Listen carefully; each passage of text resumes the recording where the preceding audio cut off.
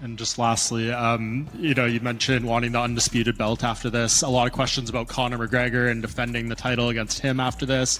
How real do you think that could be? And I assume if you were to fight Conor, it would have to be at 170. So was that appeal to you as well? Você falou sobre lutar pelo cinturão, os leves depois, você já comentou sobre isso, mas também fala-se de Conor McGregor, sempre ficou essa coisa no ar de você lutar contra o Conor. O quão real é você lutar contra o Conor, que talvez quisesse esse cinturão BMF e que teria que ser nos meio médios? Como é que você se sente em relação a lutar contra o Conor? Cara, na realidade, sendo bem verdadeiro, mais uma vez, a vontade de lutar pelo Conor é pelo dinheiro. Simplesmente isso.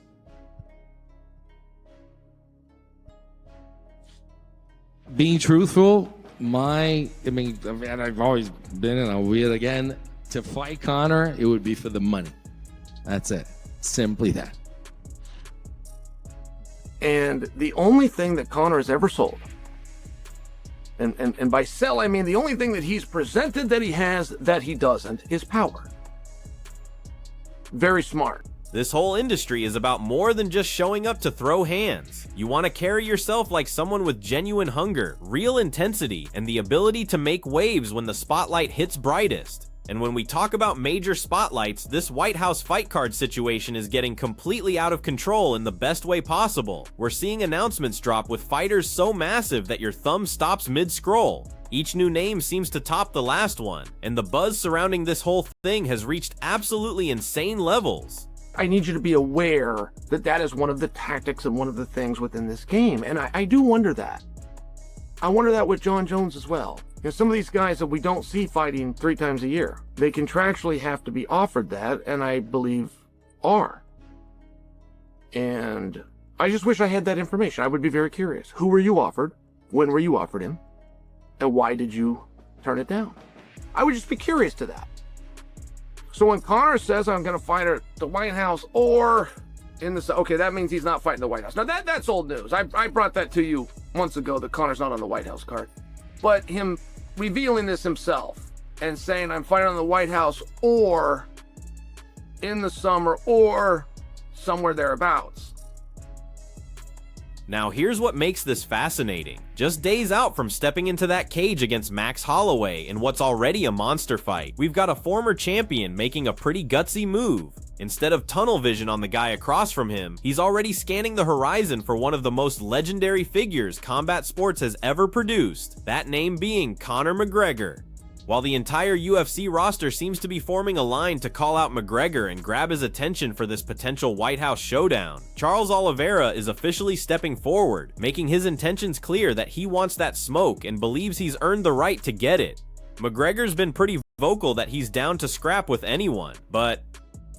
Yeah, well, we'll see what happens. And sometimes I feel silly asking you about Conor McGregor, but he is right there. He is, you're still in the title picture, so why would you be thinking about Conor McGregor? But it would be a really fun fight. I know you've wanted it in the past, so yeah, it'd be a fun fight. I mean, getting one back against everybody who got one over me would be awesome. So, yeah. His upcoming opponent, Max Holloway, who he faces in just days, has been extremely outspoken about one chapter of his career that he'd give anything to rewrite. The former featherweight king recently made his feelings known that getting another crack at Conor McGregor represents the perfect chance to settle some unfinished business from years back.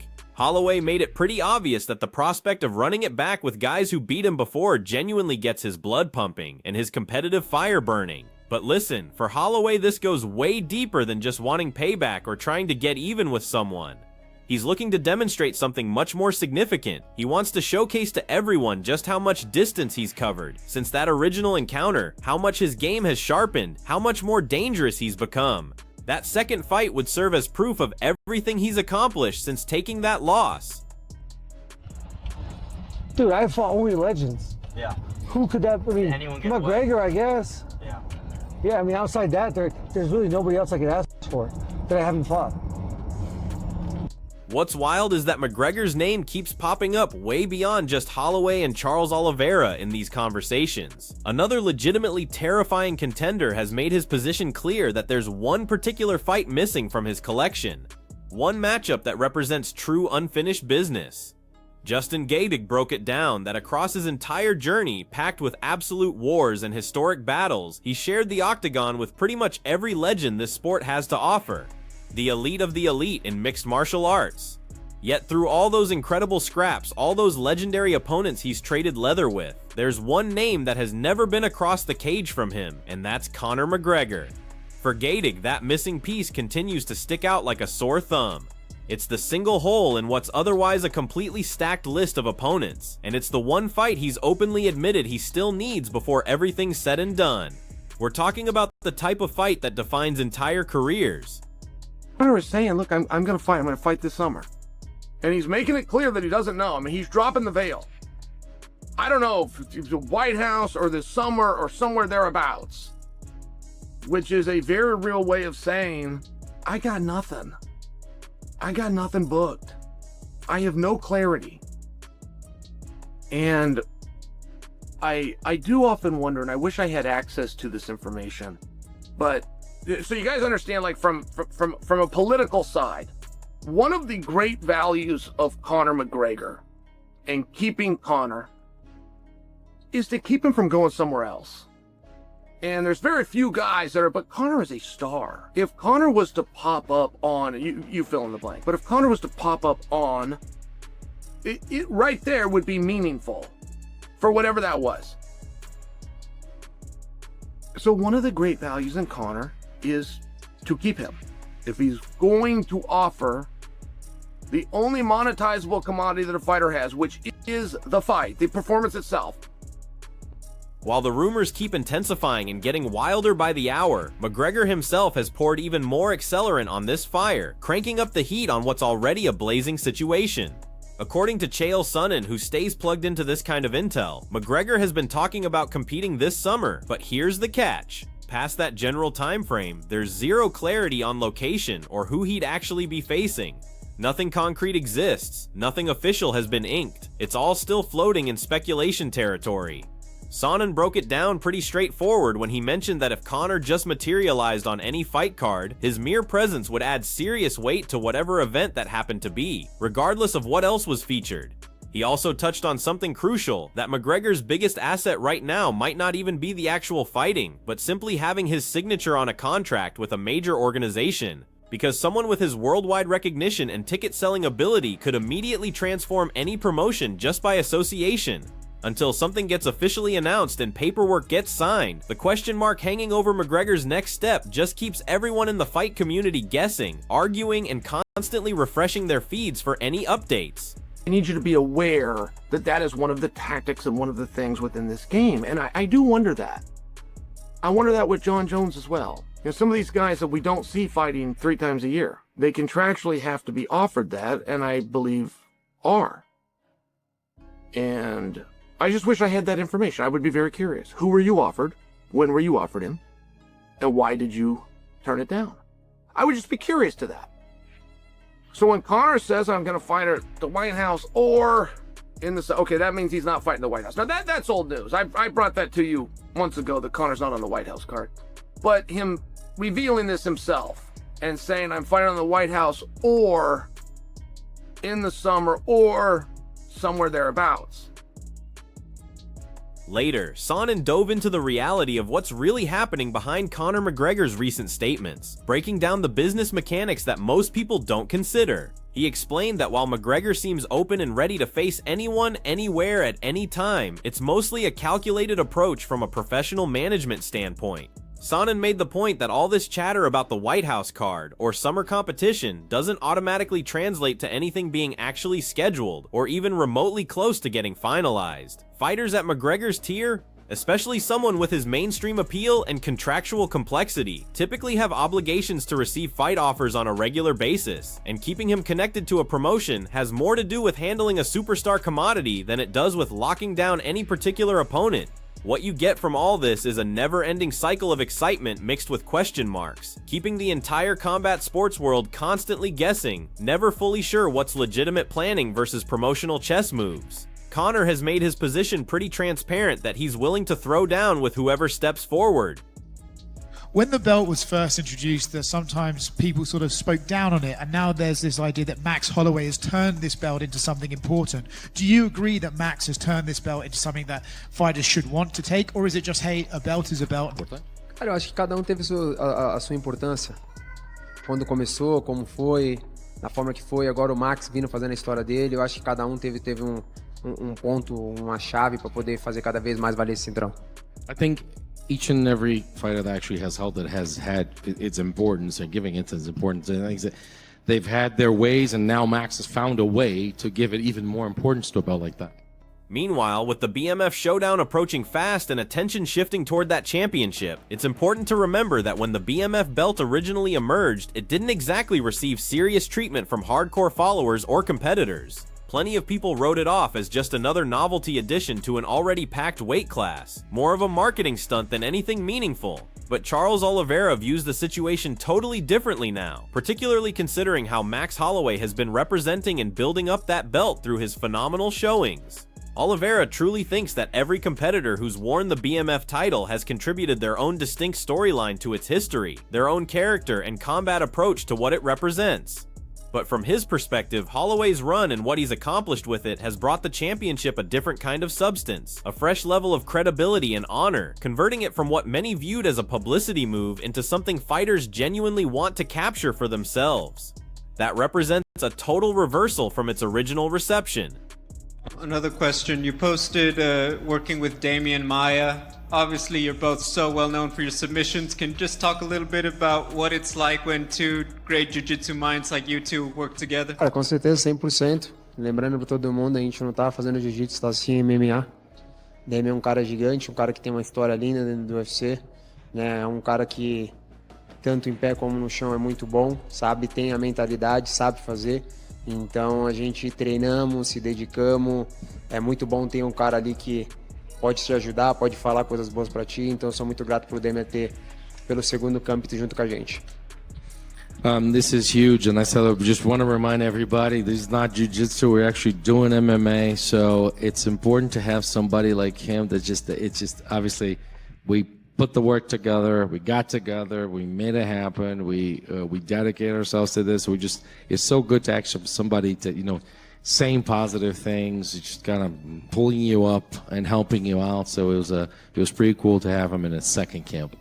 Oliveira recently shared details in an interview about what it's been like working with the iconic Damian Maia, really emphasizing the tremendous benefit of bringing together two championship-level minds for his fight camp preparations. Oliveira described it as an absolutely amazing opportunity, highlighting Maia's complete dominance, both standing up with his technical striking and on the mat with his legendary grappling skills, plus his razor-sharp tactical understanding that comes from years of elite-level warfare.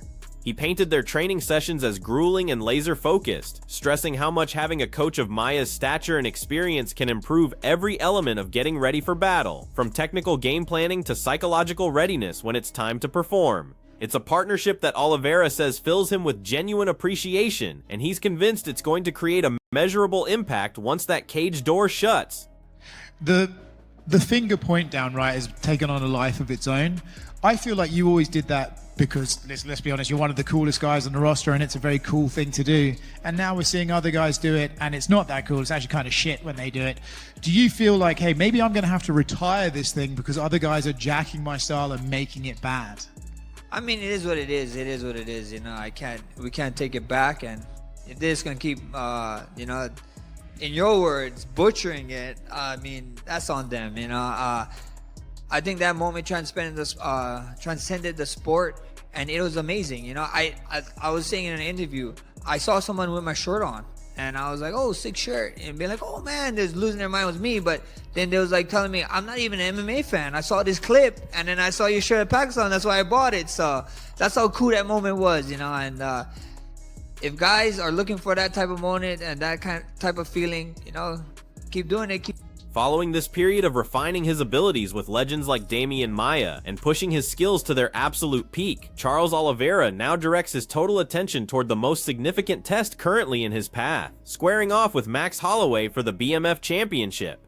Holloway recognizes Oliveira's danger without any doubt whatsoever, labeling him a legitimate BMF through and through, and rejecting the oversimplified narrative that this matchup will simply be striker versus grappler, stand-up specialist versus ground expert. He emphasizes something really crucial that many people miss, which is that countless Oliveira's tap-out victories actually happen after he's already damaged and rocked his opponent severely with his hands first.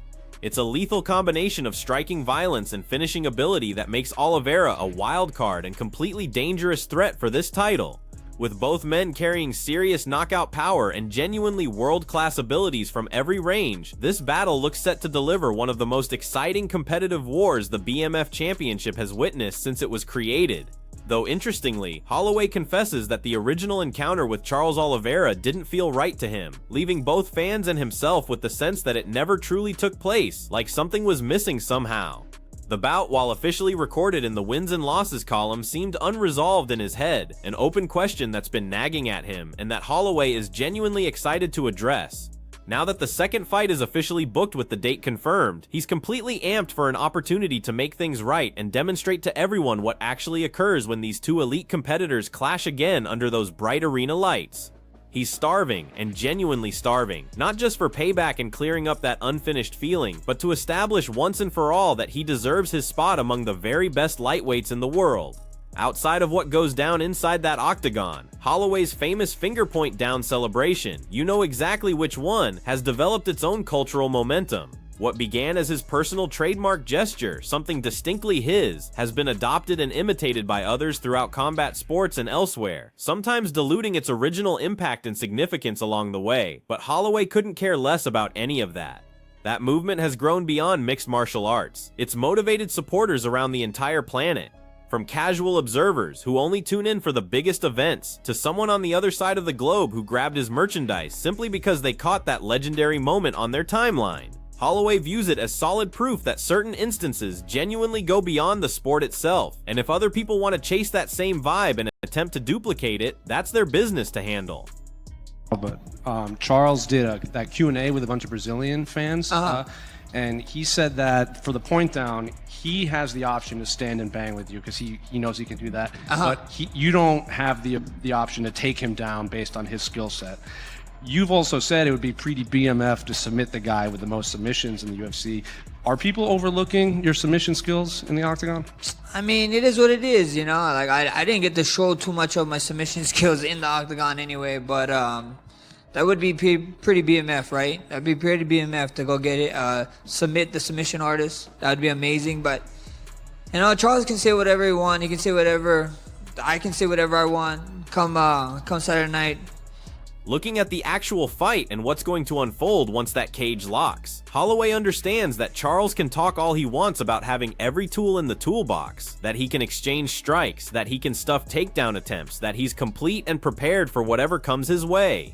But Holloway isn't worried one bit, not even slightly. He's genuinely confident in his own complete skill set, including his submission abilities and ground game that many mainstream fans haven't really witnessed fully on display yet because his striking has been so dominant. The idea of actually tapping out the UFC's premier submission specialist, the man famous for putting people to sleep, that's precisely the type of BMF moment that Holloway lives for, that gets his adrenaline flowing and his excitement building. When fight night arrives and everything's at stake, all the conversation and all the confidence and all the expert picks will get decided where it counts most, inside that cage. And don't fool yourself about this one. Holloway is prepared to empty the tank, every bit of heart and technique he possesses to demonstrate not just superior skills but genuine courage and fighting spirit, establishing exactly why he's regarded as one of the sport's most dangerous and most honored warriors.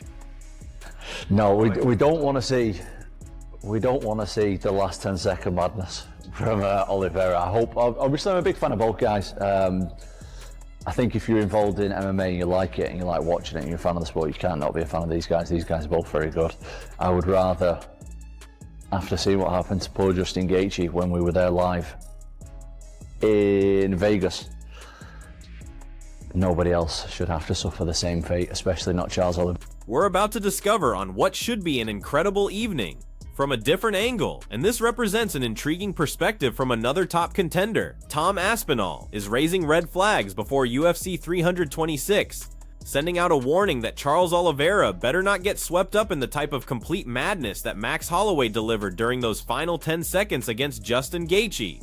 Looking back at that dramatic, heart-pounding conclusion that left Gaethje absolutely unconscious on the mat in Vegas and had the whole venue losing their minds, Aspinall emphasizes quite seriously that Oliveira deserves more than getting caught up in a final moment storm like that, getting tagged by something crazy right at the buzzer.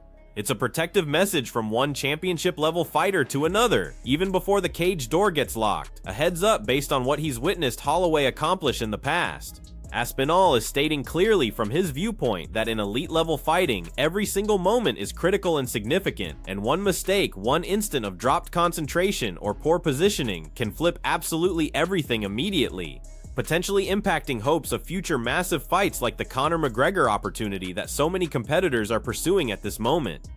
What's your take on Charles Oliveira setting his sights on Conor McGregor for his next challenge following this BMF battle, provided he handles business against Holloway? Do you really believe he possesses the abilities and drawing power to emerge victorious in that enormous showdown if it actually materializes? Would McGregor's hands be overwhelming, or would Oliveira's wrestling and choking expertise make the decisive difference? Share all your thoughts and bold predictions in the comments down below. I'm interested to hear your perspective on this entire scenario, and make sure to hit that subscribe button and turn on notifications for more detailed fight analysis, updates, and breakdowns as this whole saga keeps unfolding.